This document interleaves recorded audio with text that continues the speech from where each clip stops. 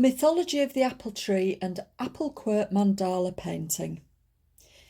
So to briefly discuss the mythology of the apple tree, I'm going to introduce something called the Ogham Alphabet, or it's also known as the tree alphabet. Now, if you've not heard about the Ogham Alphabet before, this Ogham Alphabet it's an ancient Druidic alphabet that basically across the United Kingdom, there's been many archaeological finds and evidence that holds weight to say that the Druids had a secret way of communicating using symbols, these line symbols, to communicate sacred and mystical knowledge.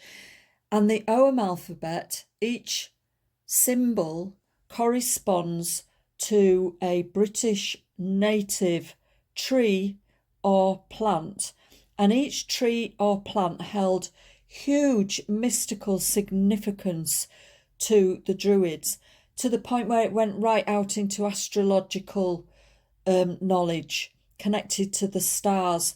And it's all about nature and how the sun and the moon moves around the earth and how the stars move around the earth. And there was a tremendous amount of deep, multi-layered wisdom in the Ogham alphabet. So I'm going to share here an Ogham wheel. It's a year wheel, and this is something I used to make. It's a wooden plaque, and I would inscribe it with using pyrography, which is wood burning, and then paint it. Now, there was a man in the 60s did a lot of extensive research about the Ogham alphabet. He was called Robert Graves. He wrote a book called The White Goddess, and he believed with his research that it was all to do with the moon.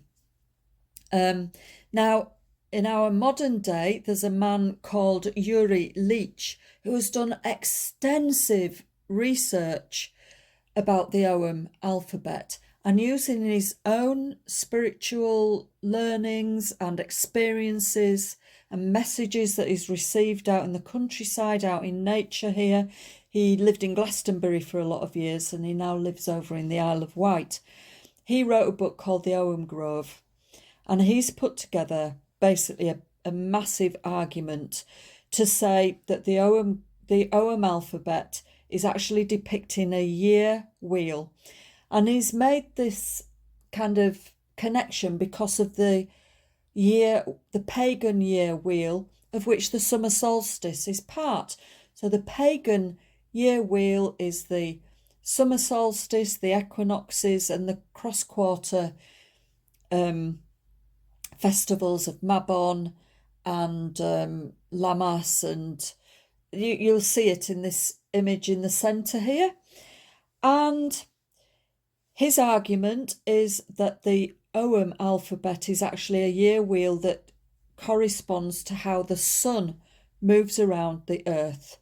So he says that the sun visits all 20 trees during a year, and that the moon visits all 20 trees during a month. And he's created a complex argument, and I would recommend his book, The Ogham Grove. I can always forget and pronounce it Ogham instead of Ogham. And his work is incredible. I'd highly recommend it. So my next bit that I'm going to be showing you is my painting, which I created about the Apple-Quert Mandala. I've spent, I would say my painting has been inspired by the Ogham alphabet, and I've done a lot of research and a lot of work over the last over 20 years on the subject, which is why I'm recommended Uri Leach, because in all the research that I've looked at and explored, and I find his work the most extensive and the most succinct, and I intuitively can feel that it's correct, what he's saying. It makes sense of how this Ogham alphabet works, and he is a modern day Druid as well. He's a contemporary Druid, so he's done I really respect the amount of research that he's done. It's been incredible. Here is the painting that I created over 20 years ago now, and it's titled Apple-Quert Mandala, and quert is the Druidic Celtic name for apple. And I'm going to describe a bit about the apple mythology here and the aspects within this painting that relates to the mythology. I decided to put the Greenman in the centre of the painting as opposed to the goddess, because the Greenman is the consort of the goddess, the protector of the goddess. So I wrote this article at the time that I did the painting, to go with the painting. So it says, throughout the many myths and legends of a variety of cultures through the ages, the apple tree and her fruit, the apple, is the representation of the great archetypal Earth Mother and her triple aspect of maiden, mother and crone.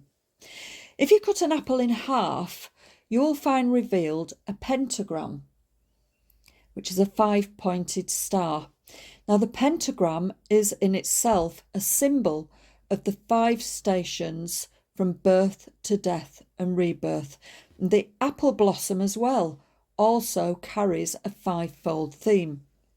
The number 5, along with the number 3, were and are sacred to the great goddess. 5 is a holistic number and represents the self-actualized man or woman. It marries 3, which is male, heaven, with terrestrial 2, female, earth, and 5 represents the point of consummation and fusion of matter and heaven, and apple is the celebration of this. Deities that represent the great goddess include, among many, in her maiden aspect, the Greek and Roman goddesses of sexual love and beauty, Aphrodite and Venus. In her mother aspect, the Greek goddesses Gaia and Demeter, and the Celtic horse goddess Rhiannon, and in her crone aspect, Kali, the Hindu goddess of destruction, and Ceridwen, the Celtic goddess of inspiration. Essentially, the apple is a universal symbol on all levels of the giving and receiving of love, and of love's consummation. On a material or mundane level, the apple is a symbol of sexual love, marriage and its consummation, beauty, youth and fertility. Paralleling this on an ethereal or spiritual level, apple represents the power of love, the devotion to the beloved God, faith and trust, non-duality and human union with God. In other words, our human love and sexual expression of it is a prototype or parallel for the union between oneself and the divine. The apple tree, in many well-known legends, grows in paradise gardens such as the biblical Garden of Eden, the Greek gardens of the I'm not sure if I'm pronouncing this right, the Hesperides, and the Celtic sacred groves, which include Avalon, the sacred Isle of the apple trees. Avalon actually means the Isle of Apples, and it's where the wounded King Arthur was taken to be healed, and also the Isles of the Blessed. Throughout these legends, the apple tree is held sacred and is revered as the tree of all wisdom, and is generally depicted with a serpent coiled around its trunks or roots. The Ouroboros, or circular snake swallowing or regurgitating its own tail, is a very powerful image. And you see that I've depicted the snake in a circle with a Celtic border in it. You'll see the snake head on the top there. It's regurgitating its own tail. And it represents eternity and the self-sustaining endless cycles of nature. And there's also a very dualistic force running through many serpent myths representing Satan and chaotic destructive forces, such as, for example, in Western tradition, the serpent in its fearful aspect gives birth to dragons and sea serpents and to snake hybrids, which symbolise the multiple perils of human existence. And at the same time, simultaneously, wisdom, protection, and divine creation. The entwined snake on the staff of the messenger god Hermes offers a clue to the solution of this dilemma of duality, as it symbolises mediation between opposing forces.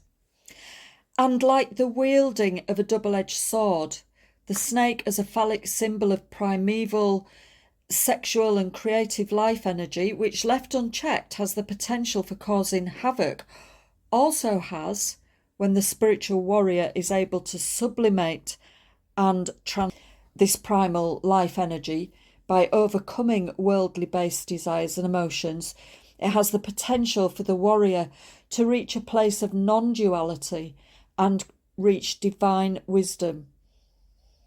In Christian medieval art, this process is exemplified in an image of a snake nailed to a cross, symbolising resurrection and spiritual sublimation of the physical life force. In the Celtic Druidic Ogham Alphabet, Quert, meaning apple, has deeply hidden magical significance for the spiritual warrior. Given that he or she is to tame the serpent or life force within him or herself, the Druids, in the symbolism of their tree alphabet, gave some vital clues as to the qualities and strengths one needs in order to do so. The three trees most revered by the Druids were the hazel, the oak, and the apple, the combined fruits of which have been said to satisfy all the needs of mankind. In the Isle of the Blessed, there grows 3 sacred apples on the tree of knowledge. Each apple contains a drop that fell from Ceridwen's cauldron. Ceridwen's cauldron is seen as the earth goddess's womb, or the great fertile void. And you'll see here in my painting that I've depicted an apple at the top in the centre and an apple at the bottom of the painting on the left and right of the painting, each containing a drop of liquid. So the first drop represents oak, the male principle, which includes strength and endurance, being grounded and centred, justice, faith and courage.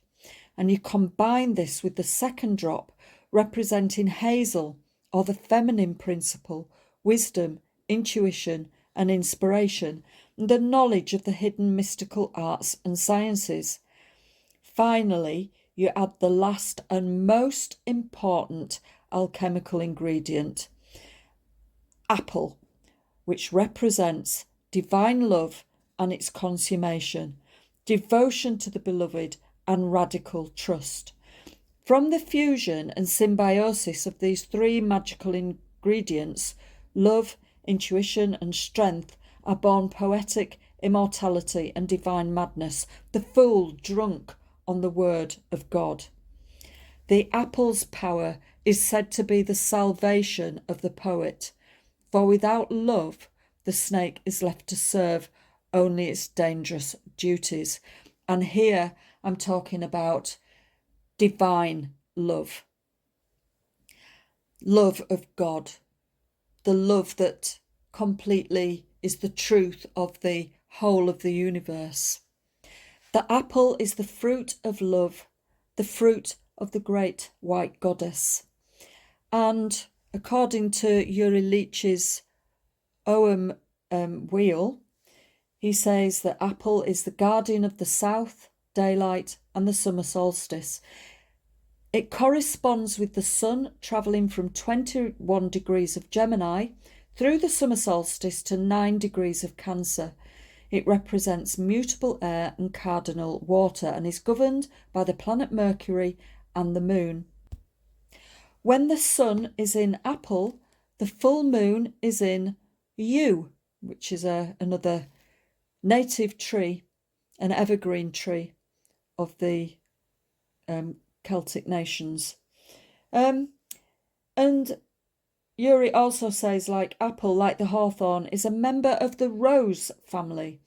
And the rose is, of course, highly sacred to the great goddess and to Venus. And when its fruit is cut in half, it reveals the 5-pointed star of the Rose Queen, Lady Venus. Apple is the conclusion tree of the blossoming days, and she governs the rose family.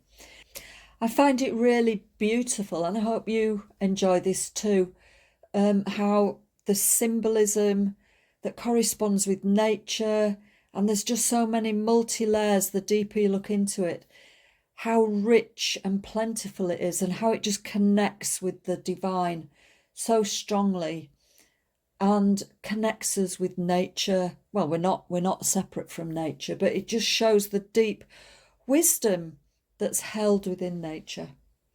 And I'm going to conclude this first part of the Summer Solstice video magazine.